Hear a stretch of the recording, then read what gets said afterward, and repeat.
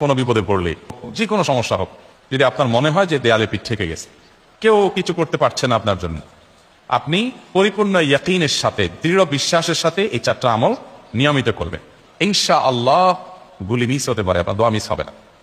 আমি এমন এক ভয়াবহ বিপদে আছি যা থেকে উত্তরণের কোনো পথ আমার সামনে খোলা নাই, এমন কোনো আমল শিখিয়ে দিবেন যে আমলের মাধ্যমে এই ভয়াবহ বিপদ থেকে আমি রক্ষা পেতে পারি। ভাইরা আমার, এই ধরনের প্রশ্ন আমাদের কাছে অহরহ আসে যে এমন বিপদে আছেন যে বিপদ থেকে আসলে রক্ষা পাওয়ার জন্য আপাত দৃষ্টিতে কোনো পথ পরিদু চোখে দেখতে পাচ্ছেন না, এক কথা দেয়ালে পিঠ ঠেকে গেছে। এইরকম পরিস্থিতিতে একজন ইমানদার আল্লাহ রাব্বুল আলামিনের কাছে তার এই সমস্যাকে তুলে ধরবার জন্য কয়েকটা আমল আমরা বলতে পারি, যে আমলগুলোর মাধ্যমে আল্লাহ তাআলা ওই অসম্ভবকে তার জন্য সম্ভব করবেন ইনশাআল্লাহ। এবং এই আমলগুলোর চর্চা আমার জীবনে আমি করে দেখেছি, এগুলোর প্রয়োগ করে দেখেছি, আমলগুলো করে দেখেছি। আলহামদুলিল্লাহ, যেখানে মনে হয়েছে এই সমস্যা বাহ্যিকভাবে সমাধান যোগ্যই না, আল্লাহ তাআলা সেখানটাকে অলৌকিকভাবে সমাধান করেছেন। আমার জীবন বহুবার আমি দেখেছি। এরকম 4টা আমল আছে যেগুলো আমরা কোনো বিপদে পড়লে, নারী হোক, পুরুষ হোক, পারিবারিক হোক, আর্থিক হোক, বা নিরাপত্তা সংশ্লিষ্ট হোক, যে কোনো সমস্যা হোক, যদি আপনার মনে হয় যে দেয়ালে পিঠ ঠেকে গেছে, কেউ কিছু করতে পারছে না আপনার জন্য, আপনি পরিপূর্ণ ইয়াকিনের সাথে, দৃঢ় বিশ্বাসের সাথে এই 4টা আমল নিয়মিত করবেন। এবং আমি বহু মানুষকে পার্সোনালি এটার পরামর্শ দিয়েছি, ওনারা আমল করেছেন, আমল করে উপকৃত হয়েছেন। এরকম বহু মানুষ আছে, বৃদ্ধ মানুষ, বাবা ক্যান্সারে আক্রান্ত হয়েছেন অনেক দেরিতে, আল্লাহ তাআলা অলৌকিকভাবে সাহায্য করেছেন। হ্যাঁ, কখনো যদি আল্লাহ তাআলা এই আমলগুলো করার পরও আমার বিপদ দূর না করেন, তাহলে হয় আমার আমলের মধ্যে কোনো ত্রুটি ছিল, অথবা আমার এই বিপদ দূর না হওয়ার মধ্যে আমার জন্য কোনো কল্যাণ নিহিত ছিল। আল্লাহ তাআলা আমার দোয়া কবুল করে যে উপকার হতো তার চেয়ে বেটার কিছু হয়তো আমাকে দিবেন, এই ইয়াকিন একজন ইমানদারের থাকবে। সেই 4টা আমলের 1 নম্বর হলো ইস্তিগফারের আমল। ইস্তিগফার, আপনি ফেসে গেছেন কোনো জায়গা, কোনো উপায় পাচ্ছেন না, আপনি ইস্তিগফার করতে থাকেন। আস্তাগফিরুল্লাহ ওয়া আতুবু ইলাইহি, আস্তাগফিরুল্লাহ ওয়া আতুবু ইলাইহি, আস্তাগফিরুল্লাহ ওয়া আতুবু ইলাইহি, আস্তাগফিরুল্লাহ, আস্তাগফিরুল্লাহ, আস্তাগফিরুল্লাহাল্লাযী লা ইলাহা ইল্লা হুয়াল হাইয়ুল কাইয়্যুম ওয়া আতুবু ইলাইহি ওয়া লা হাওলা ওয়া লা কুওয়াতা ইল্লা বিল্লাহ। আল্লাহুম্মা আনতা রাব্বী লা ইলাহা ইল্লা আনতা খালাকতানি ওয়া আনা আবদুকা ওয়া আনা আলা আহদিকা ওয়া ওয়া'দিকা মাসতাতা'তু আউযু বিকা মিন শাররি মা সানা'তু আবু'ু লাকা বিনি'মাতিকা আলাইয়া ওয়া আবু'ু লাকা বিযামবি ফাগফির লি ফাইন্নাহু লা ইয়াগফিরুয যুনুবা ইল্লা আনত। সাইয়্যিদুল ইস্তিগফার। এভাবে যে কোনো ইস্তিগফার করতে থাকেন, আপনি বেশি বেশি করে আল্লাহর কাছে ইস্তিগফার, ক্ষমা প্রার্থনা করতে থাকেন, খুব বেশি। আপনার 2 ঠোঁটে অনবরত আপনি চাইতে থাকেন আল্লাহর কাছে ক্ষমা। এই ইস্তিগফার সম্পর্কে নবী করিম সাল্লাল্লাহু আলাইহি ওয়াসাল্লাম বলেছেন, মান লাযিমাল ইস্তিগফার, যে ব্যক্তি ইস্তিগফারকে আঁকড়ে ধরবে, আঁকড়ে ধরা মানে কি, এটা ছাড়বে না, সে করতেই থাকবে অনবরত। টয়লেটে যাওয়ার সময়টা, ঘুমের সময়টা, খাওয়ার সময়টা বাদে, অবসর নামাজের সময়টা বাদে, সারাক্ষণ সে ইস্তিগফার করবে। এরকম যদি কেউ করে, আল্লাহ রাব্বুল আলামিন জাআলাল্লাহু লাহু মিন কুল্লি হাম্মিন ফারাজা ওয়া মিন কুল্লি দীকিন মাখরাজা, সকল পেরেশানি থেকে, সকল টেনশন থেকে বের হওয়ার পথ আল্লাহ তাআলা অলৌকিকভাবে তার জন্য আবিষ্কার করে দিবেন। এবং আমি আমার জীবনে যেটা বলেছিলাম, বিস্তারিত বলতে চাই না, এরকম পরিস্থিতি আসছে যে চোখের সামনে কোনো আপাতত রক্ষার কোনো পথ আর খোলা নেই, এমন ভয়াবহ বিপদ। ইস্তিগফার করতে করতে এমন ভাবে আল্লাহ তাআলা সাহায্য করেছেন যে এটা কল্পনা করলেও মনে হয় যে স্বপ্নের মতো। কিভাবে এখন এই লোক এই জায়গায় আসলো আমার সাহায্যের জন্য, এই লোক তো এটা আমি এই জায়গায় আসার কথা না, ঠিক উনি এসে হাজির হয়ে গেলেন এবং উপকারটা, আমার সমাধানটা হয়ে গেল সমস্যা। তো আলহামদুলিল্লাহ, বহুবার আমি পরীক্ষা করেছি, আর আমার পরীক্ষার 2 পয়সা দাম নাই, হাদিসে বলা আছে, গ্যারান্টি দেওয়া আছে, আমার পরীক্ষা করলি কি না করলি।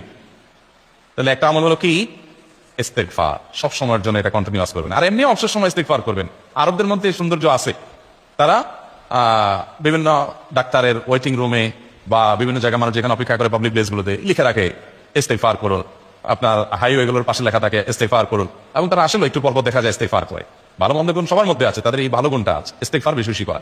আমরা ইস্তিগফার সচরাচর এইভাবে অনবরত অবসর সময় করার অভ্যাস অনেকের মধ্যেই নাই, আমরা এটা চালু করবো ইনশাআল্লাহ।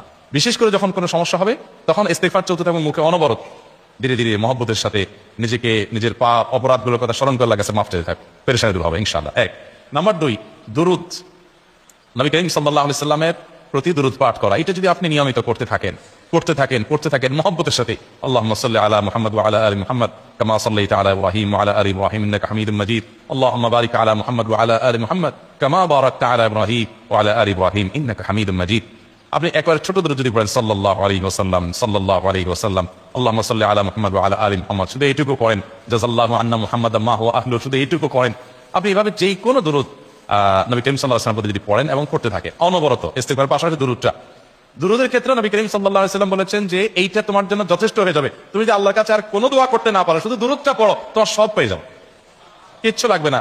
এক সাহাবী বলছেন, রাসূলুল্লাহ, আমার দোয়ার মধ্যে দুরুদ কত পার্সেন্ট রাখবো? আমি তো আমার অনেক কিছু আল্লাহর কাছে চাইবো, দুরুদ মানে তো নবীজির জন্য দোয়া, মানে আমার জন্য তো আমি দোয়া করবো, আপনার জন্য দোয়া কত পার্সেন্ট করবো? 1/3, 1/4, তারপরে হাফ, এবার বিভিন্ন পার্সেন্টেজ বলছিলেন তিনি।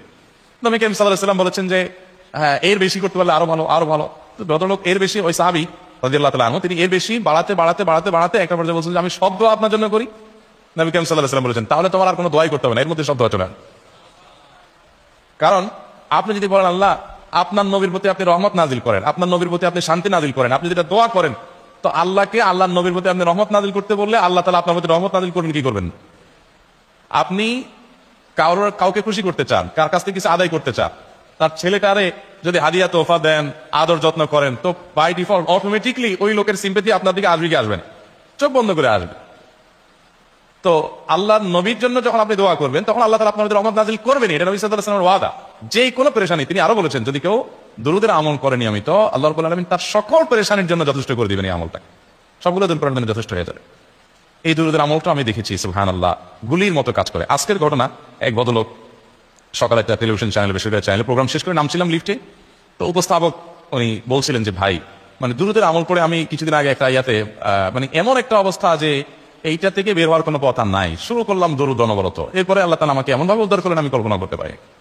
আলহামদুলিল্লাহ এই আমলগুলো করে অনেক ভাইরা আমাকে অভিজ্ঞতা জানাইছেন, আলহামদুলিল্লাহ তাদের অভিজ্ঞতা হলো শিক্ষা। ওই যে বললাম কখনো যদি আল্লাহ তাআলা আপনার দোয়া কবুল না করেন তাহলে হয় আমার ত্রুটি আছে, আর না হলে আমার জন্য আল্লাহ তাআলা এর চেয়ে বেটার কিছু রেখেছেন, আমি সেই ইয়াকিন রাখবো ইনশাআল্লাহ। আর এই দোয়াতে সমাধান হবেই হবে, সে বিশ্বাস থাকতে হবে। নবী করিম সাল্লাল্লাহু আলাইহি ওয়াসাল্লাম বলেছেন, হাদিসে কুদসিতে আল্লাহ বলেছেন আনা ইনদা যান্নি আবদি বি, বান্দা আমার প্রতি যেমন ধারণা করে আমি তেমন আচরণ করি। আপনি যদি চিন্তা করেন করে দেখি হয় কিনা, দেখি ট্রাই করি, তাহলে ওই আল্লাহ তাআলা বলবেন ঠিক আছে দেখতে থাক।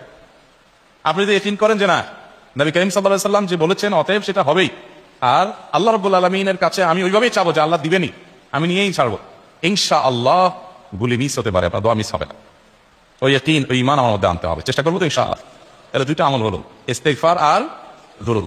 3 নম্বর আরেকটা আমল হলো দোয়া ইউনুস। দোয়া ইউনুস, লা ইলাহা ইল্লা আনত সুবহানাক ইন্নী কুনতু মিনাজ জালিমিন। বেশি বেশি পড়তে থাকবেন, যখন বিপদে পড়বেন ইস্তিগফার আর দুরূদ পড়বেন সবচেয়ে বেশি, আর মাঝে মধ্যে দোয়া ইউনুস, লা ইলাহা ইল্লা আনত সুবহানাকা ইন্নী কুনতু মিনাজ জালিমিন। আল্লাহ সুবহানাহু ওয়া তাআলা কোরআনে কারীমে এই দোয়ার পরে বলেছেন ওয়া কাযালিকা নুনজিল মুমিনিন। এই দোয়া পাঠ করার মাধ্যমে ইউনুস আলাইহিস সালামকে পৃথিবীর ইতিহাসের সবচেয়ে অলৌকিক ঘটনা, সকল সায়েন্স, সকল আপনার বিজ্ঞানের তত্ত্ব সবগুলোকে আপনার সবগুলোর বিপরীতে বা সবগুলোকে আপনার ভুল প্রমাণ করে দিয়ে ওই জায়গাটার জন্য আল্লাহ তাআলা ইউনুস আলাইহিস সালামকে মাছের পেটে ঢোকার পর সেখান থেকে আবার জীবিত রেখে বের করেছেন। অক্সিজেন অভাবে তো সেখানে এমনি মারা যাওয়ার কথা, আরো নানা কারণে মারা যাওয়ার কথা, তাই না? কিন্তু আল্লাহ তাআলা তাকে রক্ষা করেছেন, কারণ এই বিপদে পড়ার পর থেকে এটা পড়তেছিলেন লা ইলাহা ইল্লা আনতা সুবহানাকা ইন্নী কুনতু মিনাজ জালিমিন।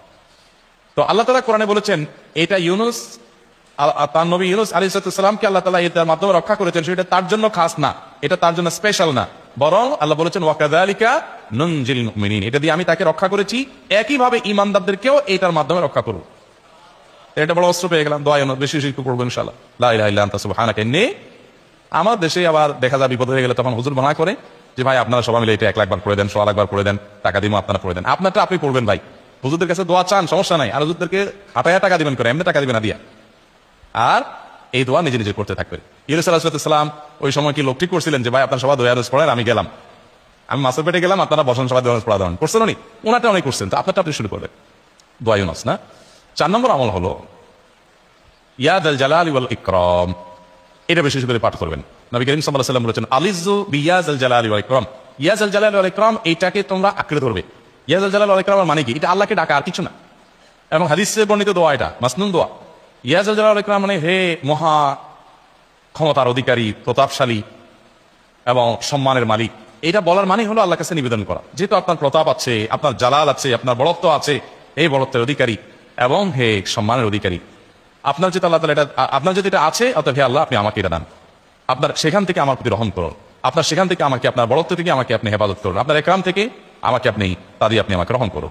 তো সেই দোয়া আল্লাহ তাআলার কাছে নিবেদন করতে পারে, ইয়া যাল জালালি ওয়াল ইকরাম। এর পাশাপাশি তাহাজ্জুদের নামাজ এবং যে কোনো নফল নামাজ। কারণ নবী সাল্লাল্লাহু আলাইহি ওয়াসাল্লাম ইজা হাযাবা আমরুন সাল্লা, নবীজি সাল্লাল্লাহু আলাইহি ওয়াসাল্লামের কোনো পেরেশানি শুরু হলে আগে ওযু করে 2 রাকাত নামাজ পড়তেন, ওযু করে 2 রাকাত নামাজ পড়তেন। আমাদের যখন পেটে ব্যথা শুরু হয় আগে কার কথা মনে পড়ে? ডাক্তারের কথা মনে পড়ে। যখন গায়ে জ্বর আসে সবার আগে মনে পড়ে কিসের কথা? নাপা, নাপা, ঠিক না? জ্বর আসছে গায়ে, সবার আগে আমরা কি চিন্তা করি? নাপা। নাপা আপনি চিন্তা করেন, খান নিষেধ না তো, ওষুধ গ্রহণ করা সুন্নত, নবী সাল্লাল্লাহু আলাইহি ওয়াসাল্লাম নির্দেশ করেছেন ওষুধ সেবন করতে, আপনি করেন, ভালো কথা। কিন্তু ইমানদার সবকিছুর আগে ব্যথা আসছে, তাহলে ব্যথার জন্য একটা ওষুধ দোয়া শিখেছেন, দোয়াটা আগে করবে, পাশাপাশি ওটা করুক। এলো ইমানদারের কাজ। আমরা আজকাল ইমান থেকে অনেক দূরে সরে গেছি। আল্লাহ আমাদের সেই ইয়াকিন দান করুন। তাহাজ্জুদের সময় দোয়া অনেক বেশি দোয়া করবে, তাহলে চারটা আমল ইনশাআল্লাহ আপনাকে এই ভয়াবহ বিপদ থেকে উদ্ধার করার জন্য সাহায্য করবে ইনশাআল্লাহ। সেই ইয়াকিন নিয়ে করবেন। সেই সাথে as-সাদাকাতু দুর্বলা, দান সাদাকা করা, অন্যান্য যে আমলগুলো আছে টুকটাক সেগুলোর সাথে সাথে চালান। বাকি ইচ্ছাটাকে বেসিক্যালি একটু জোরালোভাবে করতে থাকেন।